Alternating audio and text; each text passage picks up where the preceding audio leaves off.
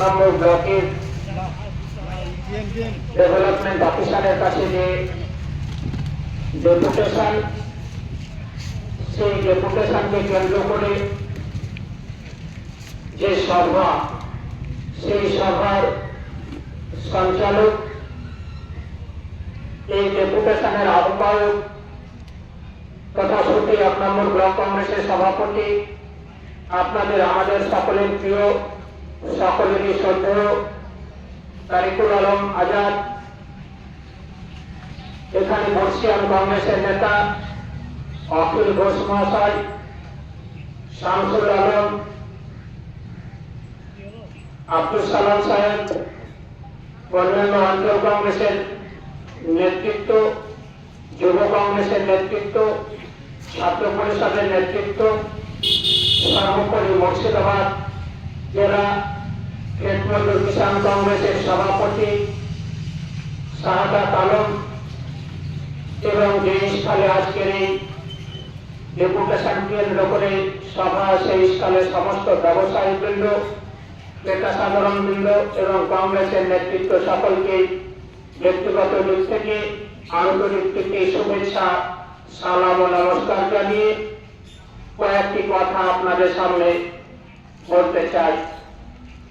আজকে আমরা এখানে কোনো নির্বাচন নেই, অথচ আমরা জাতীয় কংগ্রেসের পতাকা টাঙিয়ে ব্লক ডেভেলপমেন্ট অফিসের সামনে আমরা এসেছি।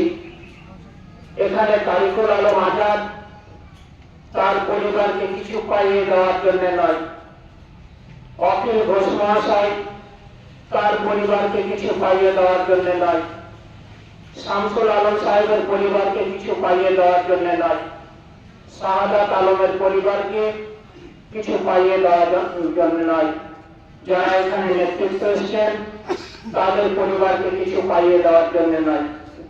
আমরা এসেছি সুটি ১ নম্বর ব্লকের অন্তর্গত যে সমস্ত অধিবাসী আছেন তাদের এবং তাদের এলাকার সার্বিক উন্নয়নের জন্য, এলাকার যে এতিম অসহায় দরিদ্র মানুষগুলো আছে তাদেরকে সরকারের যে সমস্ত জনকল্যাণমুখী কর্মসূচিগুলো আছে সেই সমস্ত কর্মসূচিগুলোর সুবিধা পাইয়ে দেওয়ার জন্য আমরা অত্যন্ত দুঃখের সঙ্গে লক্ষ্য করছি যে এখানে যে সমস্ত এতিম অসহায় দরিদ্র মানুষ আছে সেই সমস্ত মানুষগুলোকে সরকারি জনকল্যাণমুখী কর্মসূচি থেকে বঞ্চিত করা হচ্ছে।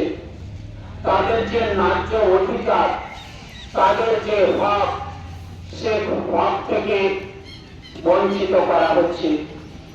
আপনারা সকলে শুভবুদ্ধি সম্পন্ন মানুষ, একটা সময়ে ইন্দিরা গান্ধী স্লোগান দিয়েছিলেন গরিবি হটাও।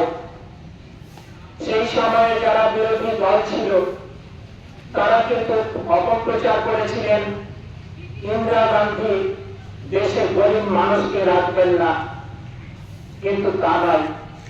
তার ফল আমরা ইন্দিরা গান্ধীর মৃত্যুর পরে যে সমস্ত কংগ্রেসের প্রধানমন্ত্রী রয়েছেন, কংগ্রেসের নেতৃত্ব এসেছেন, সেই কংগ্রেসের নেতৃত্ব ইন্দিরা গান্ধীর অসমাপ্ত যে ২০ দফা কর্মসূচি, সেই ২০ দফা কর্মসূচির মূল স্লোগান ছিল গরিবি হটাও।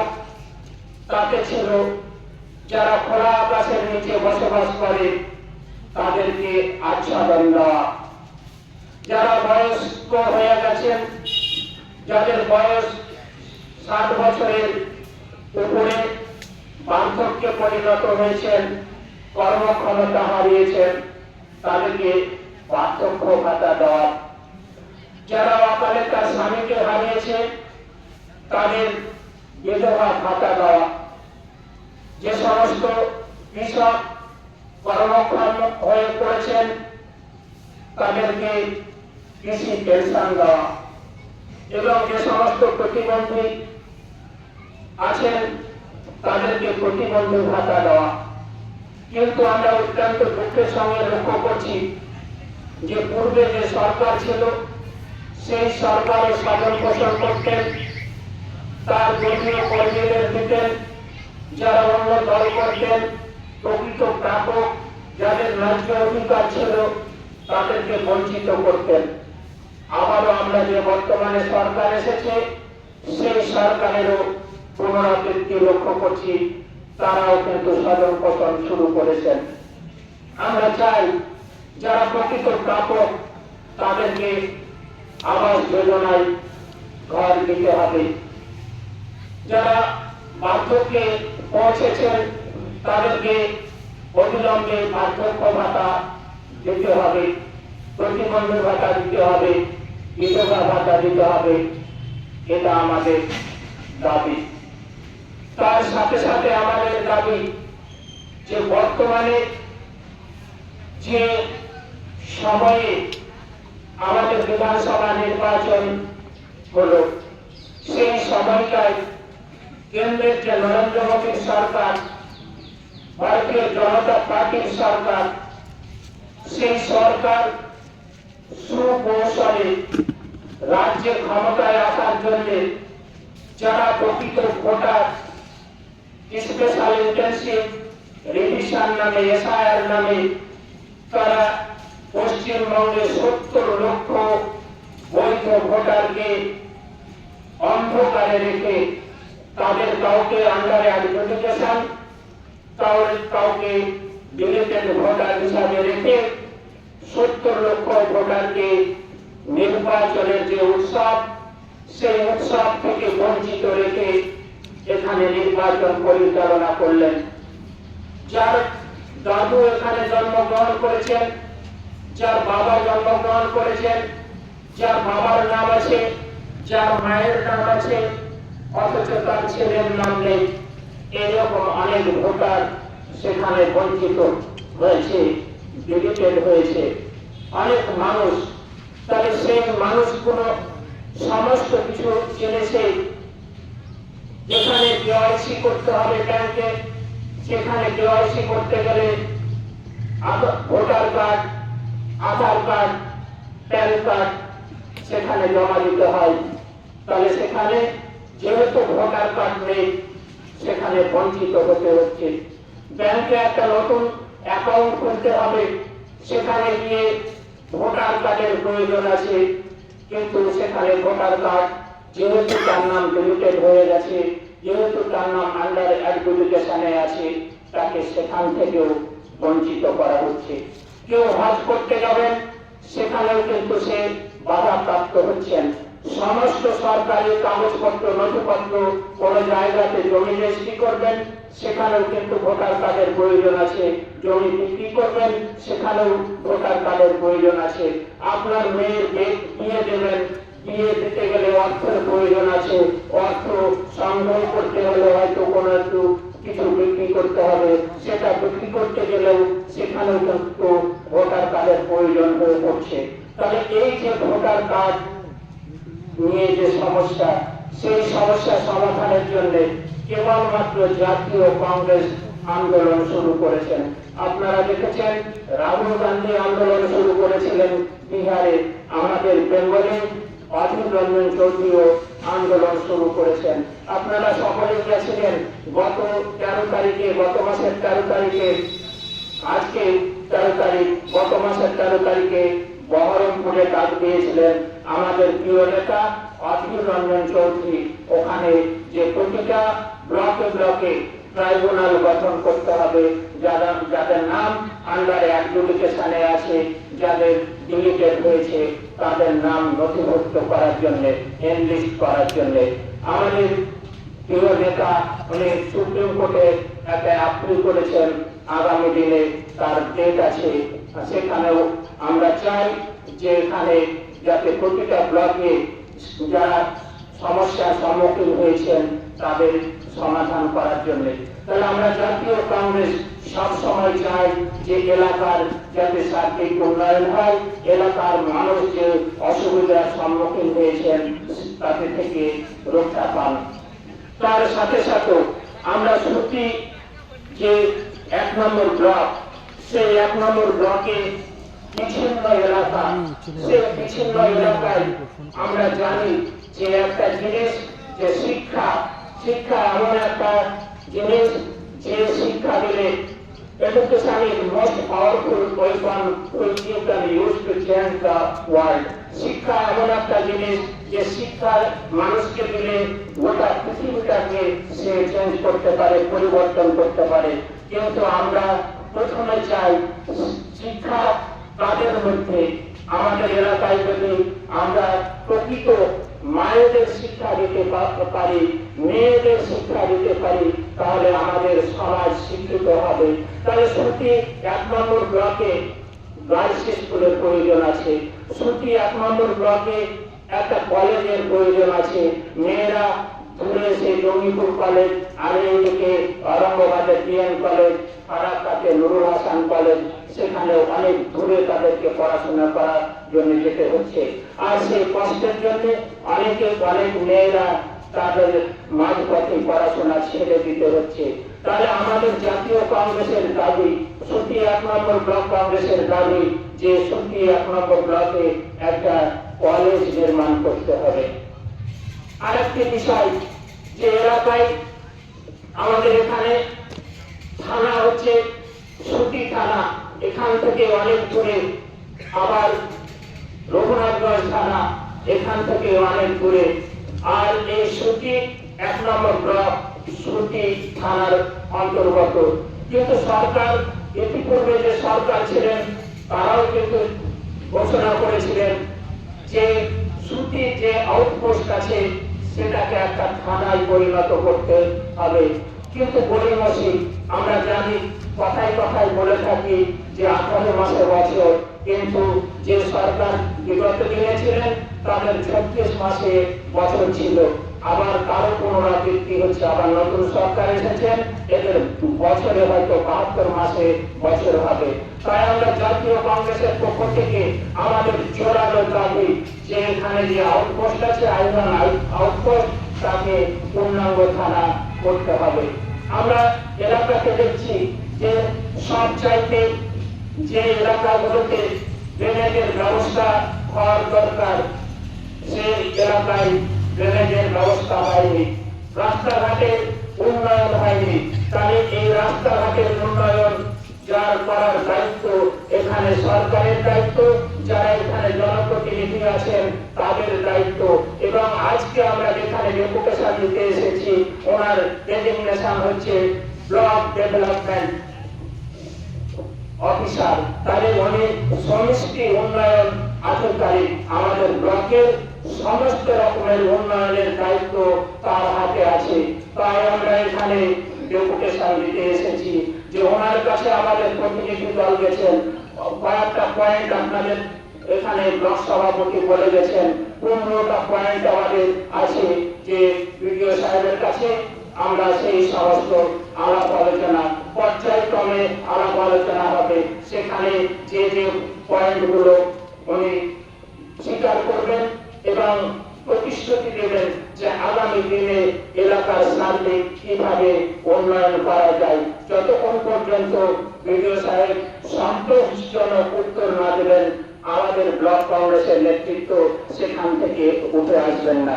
আপনারা সকলে জানেন যে আমরা ভারতীয় জাতীয় কংগ্রেস, আমরা যে জাতীয় কংগ্রেস এখানে 1757 সালে পলাশীর প্রান্তরে বাংলার শেষ স্বাধীন নবাব সিরাজউদ্দৌলাকে পরাজিত করে ইংরেজরা ভারতের শাসন ক্ষমতা ছিনিয়ে নিয়েছিল।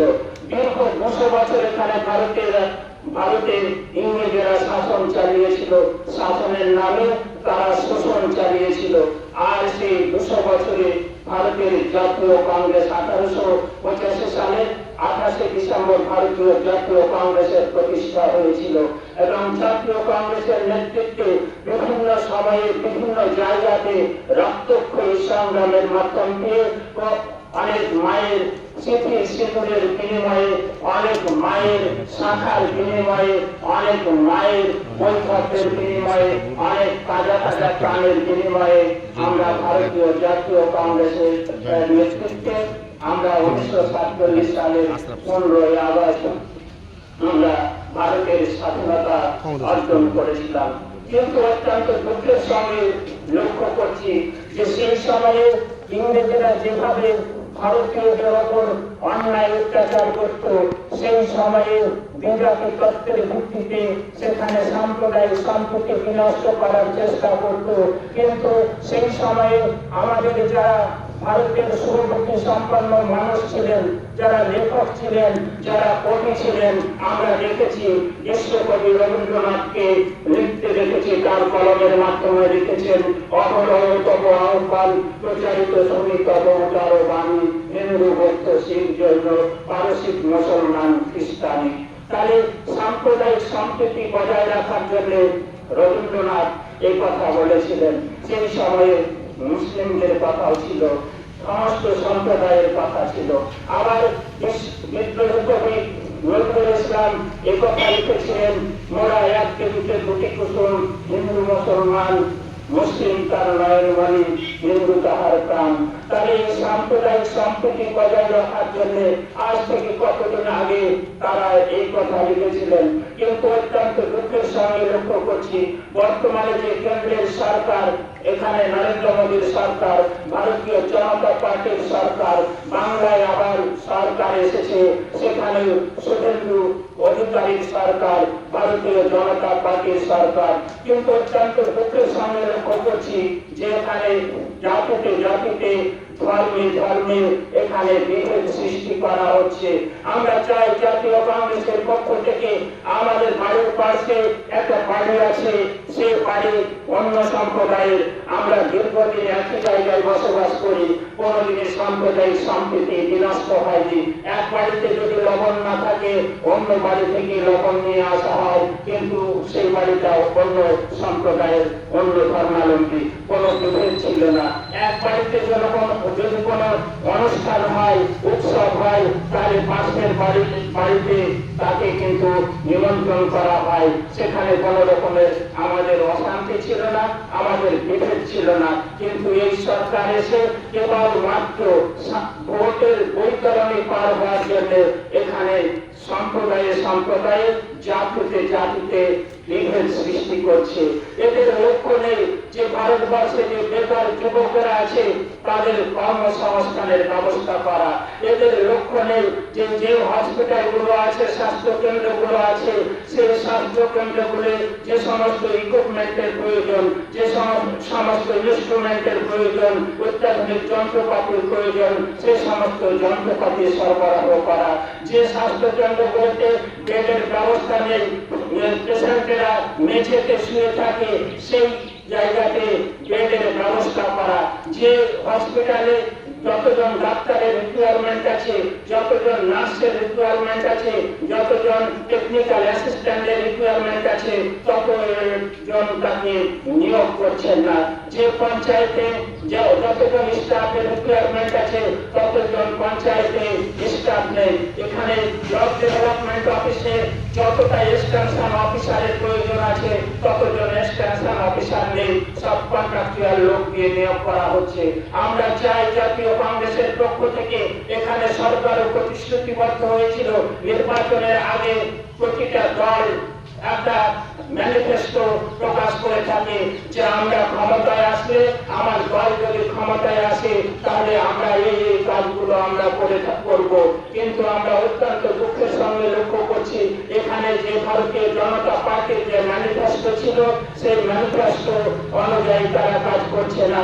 আপনারা দেখলেন তার ফলস্বরূপ যে এখানে আগে লক্ষ্মীর ভান্ডার ছিল, সেটাকে অন্নপূর্ণা ভান্ডার করা হয়েছে। আর সেই অন্নপূর্ণা ভান্ডার, যে লক্ষ্মীর ভান্ডারে যারা টাকা পেত, যে সমস্ত বেনিফিশিয়ারিরা, তাদেরকে কিন্তু তাদের টাকা বন্ধ করে দেওয়া হয়েছে। বিভিন্ন জটিলতার কারণে তাদের ধর্মের যে বয়ান, সে তাতে বিস্তর একটা ফর্ম ফিল আপ করতে হবে, সাধারণ মানুষদের পক্ষে সেটা অসম্ভব হয়ে পড়ছে। তাহলে সেখানে জটিলতার সৃষ্টি করা হয়েছে। আগে আরএসপিআই ছিল, কংগ্রেসের আমলে, ইউপিএ গভর্নমেন্টের আমলে আরএসপিআই রাষ্ট্রীয় স্বাস্থ্য বীমা যোজনা, আর সেই রাষ্ট্রীয় স্বাস্থ্য বীমা যোজনাকে এখন আয়ুষ্মান ভারত বলা হচ্ছে। আর সেটা নিয়েও কত রকমের জটিলতা, আইনি জটিলতা, ফর্ম ফিল আপ করতে সাধারণ মানুষ, আমাদের এলাকার বেশিরভাগই মানুষ অর্থ শিক্ষিত, অশিক্ষিত, স্বল্প শিক্ষিত, সেই সমস্ত মানুষের অনেক কষ্ট হচ্ছে। প্রতিদিন শুধু অফিসে যেতে হচ্ছে, জেরক্স ঘরে যেতে হচ্ছে, অনলাইনে ফর্ম ফিল আপ করতে হচ্ছে।